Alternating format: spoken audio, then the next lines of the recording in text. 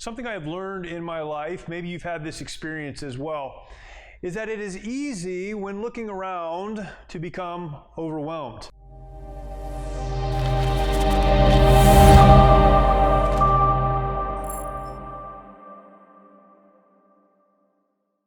We look at what's happening in our world. We consider what may be going on in our families or in our communities.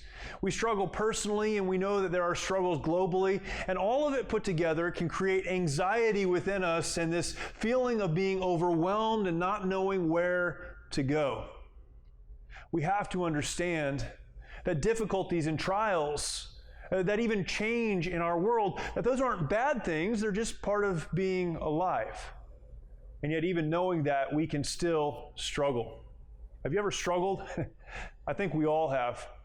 Jesus was speaking to a group of people, and he made this statement. He said, "Come unto me, all ye who labor and are heavy laden, and I will give you rest." Jesus said, I know you're out there working, I know you're doing things, and I know that labor can become overwhelming to you. Come to me, and I will give you rest.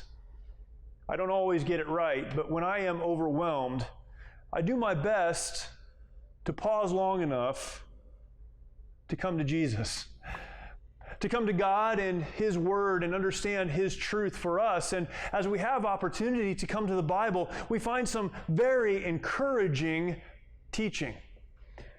God says this in Psalm 46. I'm going to read some verses. I know they'll be an encouragement to you.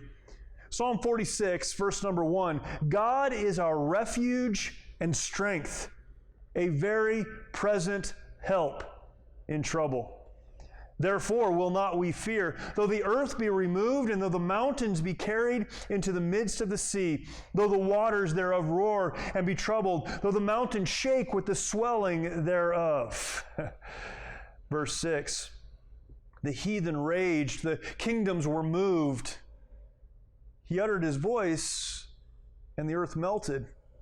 The Lord of hosts is with us. The God of Jacob is our refuge. Verse 8, come, behold the works of the Lord, what desolations He hath made in the earth. He maketh wars to cease unto the end of the earth. He breaketh the bow and cutteth the spear in sunder. He burneth the chariot in the fire. Now, all of that is said about God. That in the midst of a world that seems out of control and people that seem out of control and wars that are raging out of control, that God has a plan and that God is in control. All of these things are said about God, but in verse number 10, God speaks.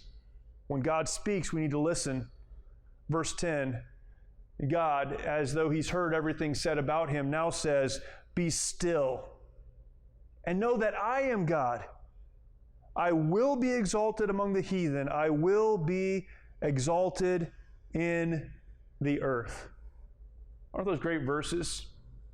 We look at a world around us that so often seems out of control. Perhaps we're dealing with personal life issues that also seem out of control. We're overwhelmed. We don't know what to do. God says, be still. Why should we be still? Well, because He's God.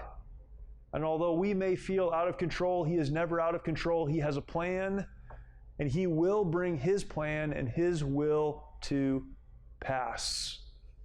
Whatever it is you're going through today, whatever thoughts are rolling around in your head, I want to leave you with this. Be still and know that He is God.